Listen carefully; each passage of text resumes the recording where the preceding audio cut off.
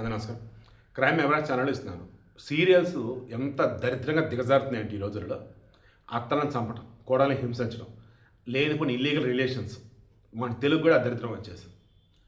ఏకంగా నెల్లూరు జిల్లాలో దగదర్తి మండలం అక్కడ వచ్చేసి సున్నం బట్టి పారమో సమ్మేదో మాది అని చెప్పేసి ఒక పెద్ద ఆవిడ. దాన్ని ఆమె భర్త ఫ్రెండ్ ఉన్నాడు. ఆ భర్త ఫ్రెండ్తో ఈ మాధవి కొడవ రాసే పద్మశ్రీ ఇల్లీగల్ రిలేషన్. ఇదేమో తెలిసి పద్మశ్రీ నువ్వు చేసే తప్పు వద్దని అన్నాడు. ఇంతలో నా ఇష్టం నేను చేస్తాదని అన్నాడు. ఆ నూట ఈ 150 పల్లెటూరులో ఏమైంది, ఊరు పెద్దల దాకా వెళ్ళింది, పంచాయతీ పెట్టారు. నిజంగా ఓలాలో భలే ఉంటాయి అసలు ఈ పంచాయతీలు. తప్పు అని తెలుసు, రంగుతనం అని తెలుసు.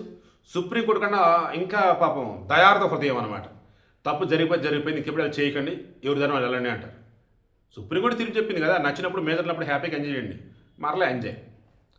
ఇలా వెళ్తున్న మాధవి మరలా సీరియస్ అన్నాడు. అత్త మాధవి బతికున్న రోజులు నాకు ఈ తిప్పలు తప్పవని ఇక పద్మశ్రీ పక్క స్కెచ్ చేసుకుని నిద్రపోతున్న మాధవిని చంపేసింది, ఊపిరాడకుండా చేసేసి. ఆ తర్వాత వచ్చేసి నేచర్ డెత్ బిల్డప్ ఇచ్చారు. బట్ డౌట్ వచ్చింది కదా, క్రాస్ చెక్ చేస్తే పద్మశ్రీ చూసిందని తెలిసింది.